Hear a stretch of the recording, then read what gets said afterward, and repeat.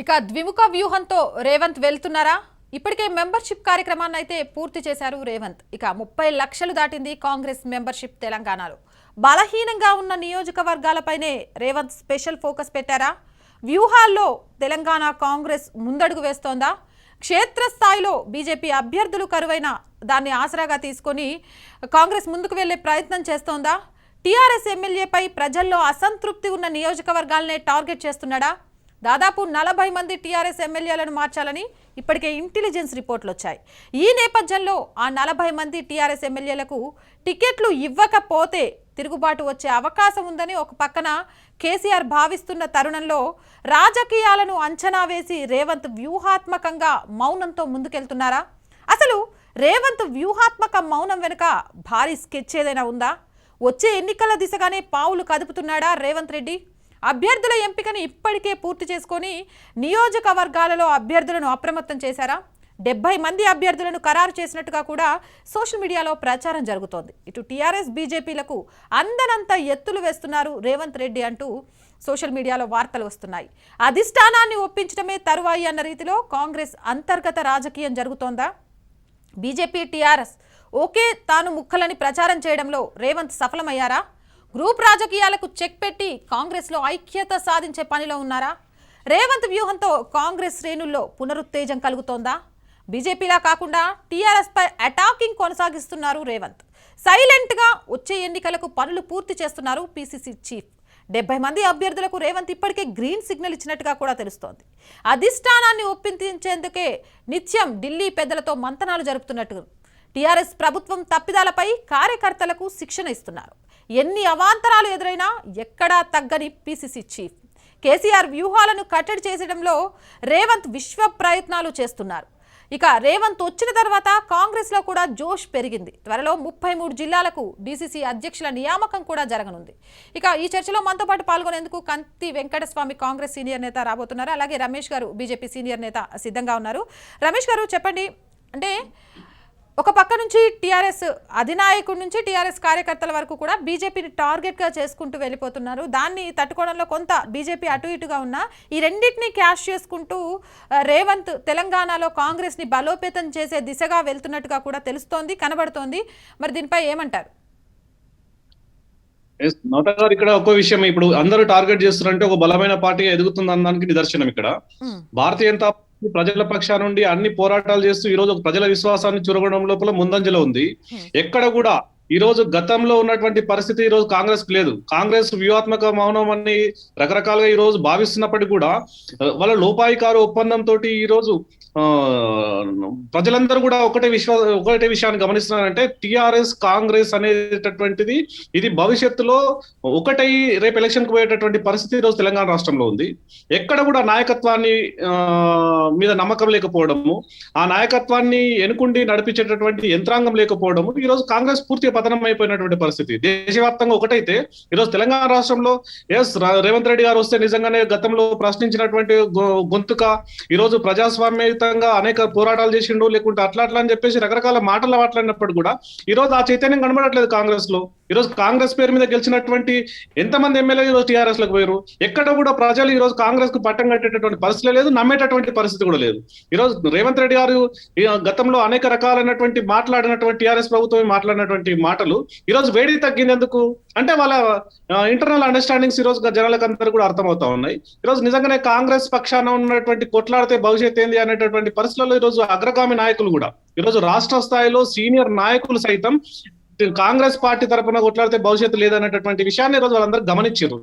ఒకవైపు భారతీయ జనతా పార్టీని టార్గెట్ చేసి టీఆర్ఎస్ కాంగ్రెస్ లు మాట్లాడుతున్నాయనంటే ప్రజల మధ్యలో ఉండి ఈ రోజు ప్రజల మధ్యలో భారతీయ జనతా పార్టీ ఒక ప్రత్యామ్నాయ శక్తిగా ఈరోజు తెలంగాణ రాష్ట్రంలో ఆ ప్రభుత్వాన్ని ఏర్పాటు చేసే దిశగా అడుగులేస్తున్నటువంటి విషయాన్ని ఈరోజు ఆ పార్టీలకు తెలుసు, వాళ్ళ ఇంటెలిజెన్స్ రిపోర్ట్లు తెలుసు. కాబట్టి దాని విషయంలోనే ఈ రోజు రకరకాల మాట్లాడుతున్నారు. అందుకు నిదర్శనం మొన్న ఒకటే ఒక విషయము, ఈరోజు కాంగ్రెస్ పార్టీని వాళ్ళు చేసినటువంటి తెలంగాణ రాష్ట్ర ఏర్పాటులో వాళ్ళు చేసినటువంటి వాళ్ళు మన ఆలోచించినటువంటి విధానాలను తప్పుపడితే ఈరోజు టిఆర్ఎస్ భుజాలు చదువుకున్నటువంటి పరిస్థితిని ఈరోజు తెలంగాణ ప్రజలందరూ గమనిస్తా ఉన్నారు. ఇది ఒక్క విషయం సరిపోదా ఈ రోజు నిజంగానే టిఆర్ఎస్ కాంగ్రెస్ ఒకటే అనేటటువంటి విషయానికి? కాదు రమేష్ గారు, మీరు టీఆర్ఎస్ కాంగ్రెస్ ఒకటే అని మీరు చెప్తున్నారు. కానీ అది ప్రజల్లో చెప్పడంలో కానివ్వండి, రాష్ట్రంలో దాన్ని చెప్పడంలో కానివ్వండి, నిజంగా బీజేపీ వెనుకబడి ఉందేమో అనిపిస్తుంది. ఎందుకంటే ఎప్పుడు మాట్లాడిని రేవంత్ రెడ్డి చాలా క్లియర్గా అటు ఏది కూడా ఢిల్లీ వెళ్ళి కేసీఆర్ తేల్చుకొని రాడు, ఇక్కడ గల్లీలోనే మాట్లాడతాడు. అలాగే ఈయన గల్లీలో వేసే కౌంటర్లకు సంబంధించి బీజేపీ శ్రేణులు పెద్దగా స్పందించారు. ఈ రెండు లోపాయికారి ఒప్పందం చేసుకుంటున్నాయి అంటూ కూడా చాలా గట్టిగా చెప్తున్నారు. ఇంకొకటి 70 నియోజకవర్గాలకు సంబంధించి అభ్యర్థుల్ని కూడా మీరు ఈ నియోజకవర్గం నుంచి పోటీ చేయడానికి సంసిద్ధం అవ్వండి, ప్రజల్లో చైతన్యం తీసుకురండి, టీఆర్ఎస్ పార్టీ వైఫల్యాలు ఇవి అంటూ చాప కింద నీరులాగా విస్తరిస్తున్నప్పుడు ఇప్పటి వరకు కూడా బీజేపీలో ఈ నియోజకవర్గం నుంచి ఈ అభ్యర్థి పోటీ చేయబోతున్నాడు, ఈ నియోజకవర్గం నుంచి ఈ అభ్యర్థి ప్రాతినిధ్యం వహిస్తాడు, లేకపోతే ఈ నియోజకవర్గంలో టీఆర్ఎస్ వైఫల్యాలను ఈ విధంగా ముందుకు తీసుకెళ్ళండి అని ఎక్కడ కూడా బీజేపీలో ఒక పరుగు కనిపించట్లేదు తెలంగాణ రాష్ట్రంలో. మరి దాన్ని బట్టి నిజంగా బీజేపీ కంటే కూడా కొంచెం దూకుడుతో రేవంత్ ఉన్నారు అనుకోవచ్చు కదా. ఎక్కడండి ఈ మధ్య జరిగిన సంఘటనలు చూడండి. ప్రజా ఉద్యమాన్ని నిర్మాణం చేసి ప్రజల పక్షాన కొట్లాడినటువంటి పార్టీ ఏదైనా ఉందంటే అది కేవలం భారతీయ జనతా పార్టీ మాత్రమే. బండి సంజయ్ అన్న గారి నేతృత్వంలో ఎన్ని రకాల ఇబ్బందులు చేసినా, అక్రమ కేసులు పెట్టినా, దాడులు చేసినా అన్నిటినీ ఈరోజు తట్టుకొని ప్రజల పక్షాన నిలిచినటువంటి పార్టీ భారతీయ జనతా పార్టీ.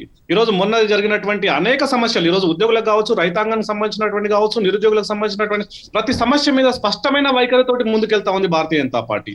ఎక్కడ కాంగ్రెస్ పార్టీ ఉద్యమాలు చేస్తా ఉంది. ఈరోజు కేసీఆర్ గారు రాజ్యాంగం గురించి అనుచిత వ్యాఖ్యలు చేస్తే మొట్టమొదటి స్పందించేది ఎవరు? భారతీయ జనతా పార్టీ. భారతీయ జనతా పార్టీ దానికి సంబంధించిన కార్యాచరణ చేసి నిరసన తీసుకొచ్చి ప్రజల మధ్యలో కేసీఆర్ వైఖరిని ఈరోజు ప్రజల మధ్యలో ఉంచినటువంటి పార్టీ భారతీయ జనతా పార్టీ. ఒక నిరంకుశ ధోరణి, ఒక గడిల పాలనకు మరోసారి ఈ రోజు పాల్పడుతున్నటువంటి ప్రభుత్వ విధానాలని ఈ రోజు వ్యతిరేకిస్తుంది, నిలువరిస్తుంది, ఎండగడుతుంది ఎవరు అని అంటే భారతీయ జనతా పార్టీ. ఈరోజు బండి సంజయ్ అన్న గారి దూకుడుకు, బండి సంజయ్ అన్న గారి వేగానికి ఈరోజు అన్ని పార్టీలు ఈ రోజు ఇబ్బందులకు గురవుతున్నటువంటి పరిస్థితి ఈరోజు మనం గమనిస్తా ఉన్నాం. ఒక్కరిని ఉదాహరణ కాదు, దుబ్బాక దగ్గర నుంచి తీసుకుంటే జిహెచ్ఎం సెలక్షన్స్ కావచ్చు, హుజురాబాద్ కావచ్చు, ఈ ఎన్నికల ఫలితాలు నిదర్శనం కాదా? ఇక మీరు అంటున్నట్టు ఇంకోటి అంటే నియోజకవర్గాల్లో ఎమ్మెల్యే అభ్యర్థులను ఖరారు చేసిందనంటే భారతీయ జనతా పార్టీ విధానం అది కాదు. ఒక వ్యూహాత్మకమైన అంటే ఈరోజు మాకు దేశం ముఖ్యం, తర్వాత పార్టీ ముఖ్యం, తర్వాత వ్యక్తి ముఖ్యం. వ్యక్తి ప్రాధాన్యత చివరిలో ఉంటుంది. ఇది కేవలం కాంగ్రెస్ పార్టీ అంటే వ్యక్తులకు ప్రయారిటీ ఇచ్చేసి ఆ వ్యక్తులను పంపించినంత మాత్రాన ఈ రోజు ప్రజా సమస్యలు నెరవేరే కదా. ఈ రోజు బంగారు తెలంగాణ నిజంగా సాకారం కావాలని అంటే ఖచ్చితంగా ఒక వ్యూహాత్మకమైనటువంటి విధానాలు ఉండాలి. ప్రజా సంక్షేమానికి పట్టం కట్టాలి. ప్రజల సమస్యలను తీసుకొని ఈరోజు ప్రభుత్వానికి, అదేవిధంగా ఈ ప్రజలకు మధ్యలో ఏ రకమైనటువంటి వారధి ఉండాలి అనేటువంటి ఈ సమగ్రమైనటువంటి విషయాలపైన ఆలోచన ఉండాలి. ఆ దృక్పథంతో భారతీయ జనతా పార్టీ పనిచేస్తా ఉంది. ఇక్కడ క్షేత్రస్థాయిలో భారతీయ జనతా పార్టీ సంస్థాగతంగా నిర్మాణం వైపు ఈరోజు దృష్టి సారిస్తా ఉంది. గతంలో రైట్ రమేష్ గారు, మీరు అలానే ఉండండి. కత్తి వెంకటస్వామి గారు కాంగ్రెస్ నేత కూడా సిద్ధంగా ఉన్నారు, ఒకసారి ఆయన దగ్గరికి వెళ్దాం. కత్తి వెంకటస్వామి గారు చెప్పండి, అసలు ఏదైతే వ్యూహంతో రేవంత్ రెడ్డి గారు టీఆర్ఎస్లో పాగా వేసేందుకు ప్రయత్నం చేస్తున్నారు, ఒక పక్క నుంచి చూస్తున్నాము ఈ వ్యవస్థ మీద పోరాటం పక్కన పెట్టేసి వ్యక్తిగత దూషణలకే తెలంగాణలో రాజకీయాలు కేంద్రంగా మారుతున్నాయి. మరి ఈ నేపథ్యంలో సీనియర్లు జూనియర్ల గొడవ కొంతవరకు కాంగ్రెస్లో ఉన్నప్పటికీ దీన్ని అధిగమించి ముందుకు వెళ్లేందుకు ఎలాంటి ప్రయత్నాలు చేస్తున్నారు? అంటే ఇప్పుడు బేసికల్ గా రేవంత్ రెడ్డి గారి అపాయింట్మెంట్ తర్వాత కొంచెం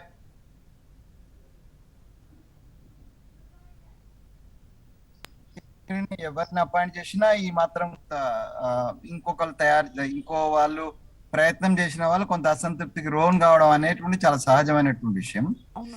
సో అది ఓవర్కమ్ అయినా మేము ఇవాళ క్షేత్ర స్థాయిలో అంటే ఎవరు మాకు ఏదో ఏంది గుర్తించి మాకు పెద్దపీట వేయాలనే అవసరం లేకుండా కార్యకర్తలు ఇవాళ కంప్లీట్ గా క్షేత్ర స్థాయిలో డిజిటల్ సభ్యత్వం మీద, తర్వాత లోకల్ సమస్యలను కూడగట్టుకొని వాటిని ఒక దగ్గర చేర్చి వాటిని ఎట్లా ముందు పెట్టి దానికి సంబంధించినటువంటి అధికారులను నిలదీయడం కానీ, అధికారులకు అప్పీల్ చేయడం కానీ, ఇట్లాంటి వాటిల్లో మేము కాన్సన్ట్రేట్ చేస్తున్నాము. డెఫినెట్ గా మేము already we are in the preparation of the upcoming election. ఇక భారతీయ జనతా పార్టీకి సంబంధించి మీరు పెట్టినట్టుగానే 119 సంబంధించిన నియోజకవర్గాలకు ఆ బయోడేటాలు దొరుకుతాయేమో కానీ వ్యక్తులు అయితే లేరు. వ్యక్తులు అంత గట్టి పోటీ ఇవ్వడం కానీ, లేకపోతే క్యాడర్ ఉండడం కానీ చాలా దిక్కులు అసలు భారతీయ జనతా పార్టీకి కొన్ని అంటే గ్రామాలు మండలాల్లో ప్రాతినిధ్యం ఉండనటువంటి పరిస్థితి అంతా కూడా పైకి జీవించుకోవడానికే. బండి సంజయ్ ఆరేస్తే పార్టీ పెద్దగా ఉన్నట్టు కాదు. అంటే నేను ఈ రాష్ట్రంలో కేసీఆర్ యొక్క అవాకులు చెవాకులు లేకపోతే వ్యక్తిగత భూషణలను ఆయన అడుగుజాడల్లోనే బండి సంజయ్ నడుస్తున్నాడు, భిన్నంగా ఏం లేదు. అంటే భారతీయ జనతా పార్టీ చెప్పేటువంటి లేకపోతే దానికి ఉన్నటువంటి బ్యాక్గ్రౌండ్ ఉన్నటువంటి ఆర్ఎస్ఎస్ ఏబీపో చెప్పేటువంటి సంస్కారానికి బండి సంజయ్ పెరిగినటువంటి సంస్కారానికి సంబంధమే లేదు. ఆయన భాష కానీ ఆయన కానీ కేసీఆర్ కంటే నేను ఎంత బాగా తిట్టగలను, కేసీఆర్ కంటే నేను ఎంత ఇది సంస్కారహీనంగా మాట్లాడగలను అనేటువంటి దాంట్లో పోటీ పడుతున్నాడు తప్పితే బండి సంజయ్ గారితో అయ్యేది లేదు. ఆయన యొక్క ఈ కేసీఆర్ గారి చరిత్రనే బండి సంజయ్ గారి చరిత్ర. ఆల్రెడీ 70 నియోజకవర్గాలకు సంబంధించి కాంగ్రెస్ అభ్యర్థుల్ని కూడా ఖరారు చేసేసింది. ఆ నియోజకవర్గాలని అభ్యర్థుల మీదే వదిలేసింది. మీ ఇష్టం, ఎలా వైఫల్యాలను చెప్పుకుంటారో, ఎలా గెలవడానికి మీరు ప్రయత్నాలు చేసుకుంటారో చేసుకోండి అన్నట్టుగా 70 మంది నియోజకవర్గాలకు సంబంధించి నేతల సెలక్షన్ కూడా అయిపోయిందంటే ఒక వాదన వస్తుంది. అందులో వాస్తవం ఎంత? అంటే మా పార్టీకి సంబంధించి ఇది అంటే ప్రచారం జరుగుతుంటే ప్రచారంలో ఒక ఊపు తీసుకురావడానికి కొంత సోషల్ మీడియాలో అది జరగవచ్చు. కానీ మా పార్టీ సిస్టమ్ లో పలానాలకి ఇంత ముందుగా టికెట్లు నిర్ణయం చేసేటువంటి పరిస్థితి అయితే ఉండదు. దానివల్ల ఏంటంటే అసలు ఆ 70 నియోజకవర్గాలకు అంటే మేము ప్రిపరేషన్ లో మా టార్గెట్ 70 to 80 నియోజకవర్గాల్లో మనం గెలవాలనేటువంటిది అయితే మేము నిర్ణయించుకున్నాం. దాని ప్రకారం మేము కసరత్తు చేస్తున్నాం. 70 నియోజకాలకు సంబంధించినటువంటి అభ్యర్థులు ఒక దగ్గర 4, ఒక దగ్గర 3, ఒక దగ్గర 2 అట్లా పోటీ ఉన్నది. వాళ్ళందరికీ కూడా అంటే ఆ సమయానికి వచ్చే సమయానికి అంటే ముందు కాన్స్టిట్యున్సీని బలోపేతం చేసే కార్యక్రమంలో 70 నుంచి 80 నియోజకవర్గాలు సంపూర్ణంగా మేము తయారీలో ఉన్నాం. మేము గెలిచడానికి అవకాశం ఉన్నాయి. మిగతా ఏదైతే 40 నియోజకవర్గాలు ఉన్నాయో వీటిలో గ్రేడ్ 2, గ్రేడ్ 3 వాటిని కూడా మనం అంటే గెలిచే స్థాయికి తీసుకొచ్చేటువంటి వ్యూహంలో ఉన్నాయి. అయితే ఈ వ్యూహాలన్నీ బయటికి చెప్పేటువంటి కాదు కాబట్టి సో నియోజకవర్గ అభ్యర్థులను తయారు చేసింది అనుకోండి, మేము నియోజకవర్గాల సంపూర్ణ ప్రిపరేషన్ లో ఉన్నాం అనేటువంటిది మీ దాంతో మేము ఏకీభవిస్తున్నాం. అయితే 70 నియోజకవర్గాల అభ్యర్థులను ఆల్రెడీ చెప్పేసినారు, ప్రకటించిన అనేటువంటిది అయితే కరెక్ట్ కాదు. ఎందుకంటే అది పార్టీలో ఒక పెద్ద సిస్టమ్ ఉంటది, వాళ్ళ నుంచి పైనుంచి అప్రూవల్ వస్తే తప్ప మేము ఇక్కడ ఈయన అభ్యర్థి అని మేము చెప్పలేం. కాబట్టి కాకపోతే పోటీదారులు ఉంటారు. రమేష్ గారి దగ్గర కూడా వెళ్ళి మళ్ళీ వద్దాము. రమేష్ గారు, మొత్తానికి వెంకటస్వామి గారు చాలా క్లియర్గా చెప్తున్నారు, నియోజకవర్గాల్లో కనీసం క్యాండిడేట్స్ కూడా బీజేపీకి లేరు, వెతికినా కూడా క్యాండిడేట్స్ కనిపించరు. కేసీఆర్ గారి భాష ఏముందో ఆ భాష నేర్చుకోవడంలోనే బండి సంజయ్ బిజీ అయిపోయారే కానీ నియోజకవర్గాల మీద కాన్సన్ట్రేషన్ అనేది లేదు అని చెప్తున్నారు. మరి ఆ మాటల్ని మీరు ఏకీభవిస్తారా? దానికి ఏం సమాధానం చెప్తారు? ఒకటే విషయం, వెంకటస్వామి గారికి కూడా చాలా విషయాలు తెలుసు కాంగ్రెస్ తీరేందనేది. కాంగ్రెస్ అనేటటువంటిది తెలంగాణ రాష్ట్ర ఏర్పాటులోనే కాంగ్రెస్ వైఖరేందో తెలుసు. గతంలో వెంకటస్వామి అన్న గారు కూడా తెలంగాణ ఉద్యమంలో మేము అందరం కలిసి పనిచేసినాం, ఆయనకు తెలుసు కాంగ్రెస్ తీరేందనేది. ఈరోజు రేవంత్ రెడ్డి గారు మాటల గారడి చేత ఏదో హైప్ క్రియేట్ చేయాలనేటటువంటి పరిస్థితులు తప్ప, ఇంతకుముందు అన్నగారే చెప్తున్నారు ఇక్కడ కూడా డిక్లేర్ చేసినటువంటి పరిస్థితి లేరంటే ఇప్పుడు జనాల మధ్యలో ఒక టాక్ క్రియేట్ చేయాలనేటటువంటి తపన తప్ప ప్రజా సమస్యలను పట్టించుకునేటువంటి పరిస్థితి లేదు. ఏదైతే బండి సంజయ్ గారు ఈరోజు క్షేత్రస్థాయిలో ప్రతి సమస్యను ఈరోజు పట్టించుకున్నటువంటి పరిస్థితి. ఈరోజు కాంగ్రెస్ ప్రాతినిధ్యం వహిస్తున్నటువంటి సంగారెడ్డి జిల్లాలో దళితుల మీద కేసులు పెట్టిస్తే స్పందించలేనటువంటి కాంగ్రెస్ పార్టీ ఈరోజు ప్రజల మధ్య ఎన్నికలకు ఏ రకంగా పోతుంది, ఓట్లు ఎట్లా అడుగుంటది? ఈరోజు దాదాపుగా 34,860 పోలింగ్ బూత్లలో ఈరోజు బీజేపీ యొక్క మెంబర్షిప్ జరిగింది, బీజేపీ యొక్క పనులు జరుగుతున్నాయి. బీజేపీకి ప్రతిరోజు ప్రతినిత్యం కూడా గమనిస్తా ఉంటే ఈరోజు ప్రజా సమస్యలని ఈరోజు రాష్ట్ర ప్రభుత్వానికి విన్నవించే లోపల మొదటి స్థానంలో బీజేపీ పార్టీ ఉంది. మేము ఈరోజు క్యాండిడేట్లని అక్కడ మేము డిక్లేర్ చేయకపోవచ్చు కాక, కానీ ప్రజా సమస్యల కోసం భారతీయ జనతా పార్టీ పొద్దున్న నుంచి రాత్రి దాకా పనిచేస్తా ఉంది. ఈ విషయాన్ని ప్రజలందరూ కూడా గమనిస్తా ఉన్నారు. రైట్, థ్యాంక్ యూ కది వెంకటస్వామి గారు, అలాగే థ్యాంక్ యూ రమేష్ గారు. మొత్తానికైతే చూసాం కదా, సరైన కొత్త రమేష్ గారికి సమాధానం చెప్పనీయలే. రైట్, అయితే ఫైనల్ గా ఏం చెప్తారు చెప్పండి వెంకటస్వామి గారు. సంగారెడ్డి విషయంలో రమేష్ భాయ్కి నేను చెప్పేది ఏంటంటే ఆ సమస్యను పూర్తిగా మేమే ఓన్ చేసుకున్నాం, వాళ్ళకు బెయిల్ తీసుకొచ్చినాం, వాళ్ళని ముందు పెట్టినాం, అదంతా మేమే చేసినాం, మీరు చేయలేదు బాయ్ సాబ్. రెండోది ప్రజా సమస్యల విషయంలో మేము ఎక్కడ కూడా వెనకబడలే రమేష్ భాయ్, అన్నిట్లలో మేము కూడా ముందునే ఉన్నాం. మీరు చేస్తున్నారని నేను కాదని అంటలే, మీరు చేయలేదని నేను అనలేదు. కానీ ఇప్పుడు మీకున్నటువంటి ఇప్పుడు బండి సంజయ్ గారు కొన్ని ప్రోగ్రామ్ ఆయన మాట్లాడితే అంటే కేసీఆర్ వ్యక్తిగతమైనటువంటి టార్గెట్, ఇప్పుడు మేము వ్యక్తిగత టార్గెట్ మేము కేసీఆర్ నో లేకపోతే మోడీ గారినో, మీరు ఏమంటున్నారు మోడీ గారిని మనం మోడీ గారిని మాట్లాడితే జైల్లో పెడతాము, లేకపోతే రఘునందన్ రావు ఏదో మాట్లాడుతున్నారు అంటే మీరు ఎవరినైనా విమర్శించవచ్చు, ఎవరినైనా చాలా హీనంగా మాట్లాడొచ్చు, మీరు సంస్కారం కోల్పోయి మాట్లాడొచ్చు. ఎవరైనా ఎదుటి వాళ్ళు మళ్ళీ మిమ్మల్ని ప్రతిస్పందించి ప్రశ్నిస్తే మీరు జైల్లో పెడతాము, మోడీ గారిని కన్స్ట్రక్టివ్ గానే ఉంటది. మా విమర్శ ఎప్పుడు నిర్మాణాత్మకంగానే ఉంటుంది. ఒక్క మాట గుర్తుపెట్టుకో, రాజ్యాంగం విషయంలో కేసీఆర్ చేసిన వ్యాఖ్యలు అంతకు ముందు ఇదే రాజ్యాంగం మీద సమీక్ష జరగాలని మా అందరికి పరమ పూజనీయ సరసంగ చాలక్జీ మాట్లాడిన సందర్భాలు గుర్తుపెట్టుకోండి. మీరు అంటే ఎక్కడో మీరు ఇండైరెక్ట్ గా ఎక్కడో కేసీఆర్ కు వెన్నుదన్ను ఉన్నారు రాజ్యాంగ మార్పు విషయం అనేది ప్రజలందరికీ తెలుసు. దీని విషయంలో మీరు జాగ్రత్త తీసుకోండి.